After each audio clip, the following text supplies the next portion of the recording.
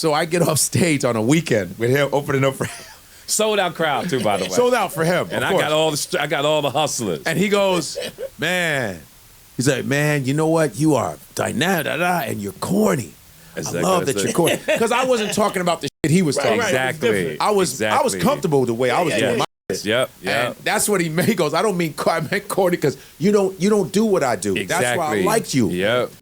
What's cracking, people? It's your baby mama's favorite cousin T-Taw, and today I want to present part 2 of this presentation covering If You Are Corny and You Know It, Go Ahead and Clap Those Cheeks. Now, in the first installment of this presentation, we covered the event that occurred regarding Michael B. Jordan and the red carpet interaction with L'Oreal.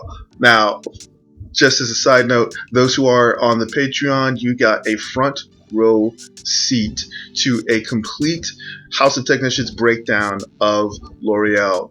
If you're not subbed, go over there and sub. There are some very interesting things happening that cannot be discussed on the YouTube side. So if you enjoy further in-depth breakdowns on both the masculine and feminine side of observing social strategy, aka game, head over there now. But in any case, his reaction, Michael B. Jordan's reaction to how L'Oreal tried to bridge some common origin story between them was indicative of how he processed over his journey of masculine mastery and what he came up with in terms of his response or reaction to a lot of unresolved feelings from his childhood experiences was on display, even if it was just for a moment. Okay, the contrast was how Chris Rock, who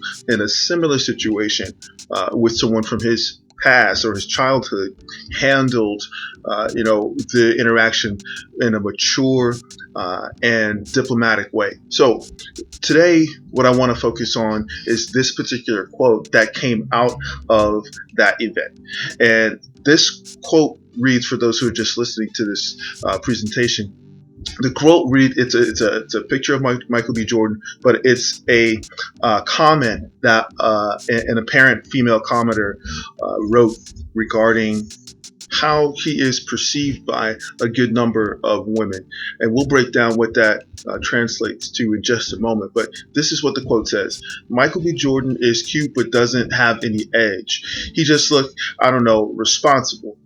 He looked like he knows where his birth certificate is at. And so basically what this commenter is implying is that his emotional and social impact is that of a man who is cute. And those who obviously are sub to the Patreon side knows exactly what a woman means when she says this.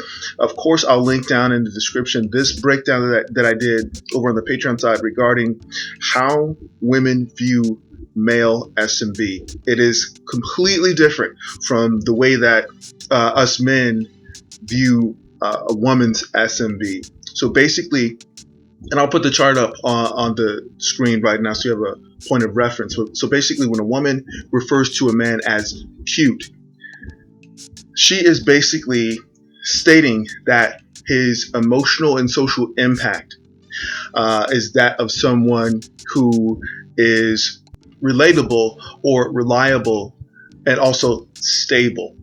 So this means that the relative value that a Michael B. Jordan projects to certain types of women is that of the boyfriend, is that of the comfortable fallback guy. Now, notice I mentioned the relative value, and that's a key sort of term to understand in this scenario. There's a difference between relative value and absolute value, and I actually did a video on that. I'll try to link that down in the description below. But basically, when we talk about the Michael B. Jordan, who is the director, and he's being interviewed at the premiere and the red carpet of a film that he directed and starred in, $30 million man, has dated, dimes, okay?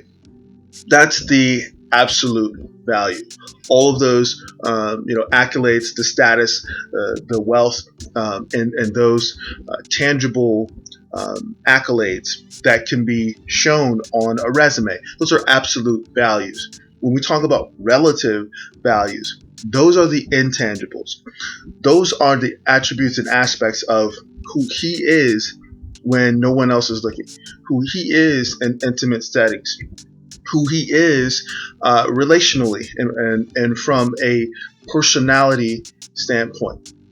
And this brings me back to why I played the clip regarding Godfrey at the beginning of this presentation. Just because you could be labeled as quote unquote corny does not disqualify you from embracing elements of who you are. You know, if they're conventional, if they're non-conventional, if they're quirky, if they're interesting, mysterious. These are all elements of who you truly are. And Godfrey embodied that. He did it in such a way that he's not only a very, very successful comedian, but he has been known to be very successful in his dating life. And so the point that this ties into overall within the game and understanding game is understanding yourself, understanding who you are, what your relative value positions are when you're talking about engaging the type of women that you desire to acquire.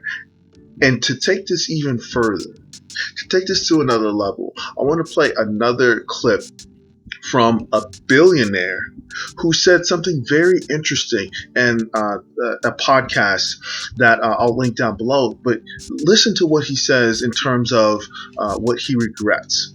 Here it is. How do you convince people to be your supporter and follow you? It's by talking well, communicating well, by writing well, or by leading by example. So if you're playing arena football and you can't talk to your teammates about what the play is going to be because you don't know how to talk, not very good. Or if you're not a good athlete and nobody's going to follow you because they think you're not a good athlete, you lead by example. So you have to figure out how to communicate with people. Everything is communication. You can't do anything by yourself. I'm curious, do you ever have any regrets looking back? And I have a lot of regrets. I wish I was a better athlete, more personable, better looking, more charming, a whole bunch of other things. I wish I could play a musical instrument. I wish I could speak a foreign language.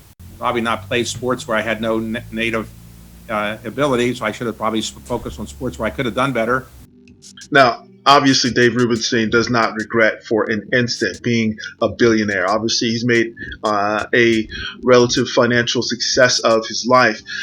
And of course, he's established a legacy for his children to carry forward. However, what I wanted you to focus on is the part of his breakdown of regrets where he mentioned, not participating in sports where he had any native ability.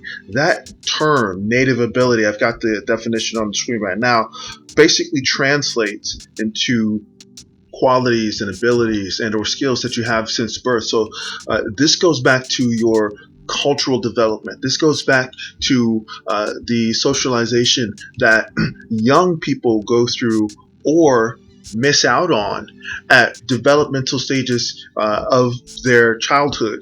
And so these graphs that I want to put on the screen right now really show examples of what native skills look like for both boys and girls. Now, of course, the examples that I'm giving right now are those of foundational Black Americans or the Soul Tribe members, because I am myself a foundational Black American, or a soul brother, if you would. And so the reason why I want to show these examples, even for those who are outside of our community, is that if you are able to identify your own cultural and ethnic elements and developmental expressions, then you not only have a fundamental basis from which to start your own self-evaluation and to get to the core of who you truly are within yourself. But you also have a standard and a qualifier for looking at other cultures, for looking at other cultural expressions that may have, universal similarities. And what I mean by that is taking, for example, the native skill of dancing. Now, I'm from the south side of Chicago, so one of our native skill expressions is what's called footwork. Okay, and so the video example that I'm giving you right now is of a popular Chicago native who is demonstrating footwork. Okay, now, understanding that about an ethnic expression, you can take that and then look at someone from Ireland and the group on the screen right now practicing their native skill set of river dance. Okay? And then someone who has embraced their Irish ethnic expression of river dance can go to Ethiopia and look at their native skill set expression and the way that they dance. And so what this does is gives us a broader perspective of how different cultures express very fundamental elements of communication. And this, gentleman, is ultimately why it is so important to learn game, because in order to understand who you are and how you express your personality, you need to be able to explore the very elemental essence of who you are. Who are your people? How were you cultivated in your developmental stages? That is what we refer to as the elementary level of game. Of course, we're going to have more conversations about these topics going forward, but let me know what you think down in the comments below. As always, this is your man, Cousin T, aka the Alpha Wingman, saying stay sharp and mission focused. Later.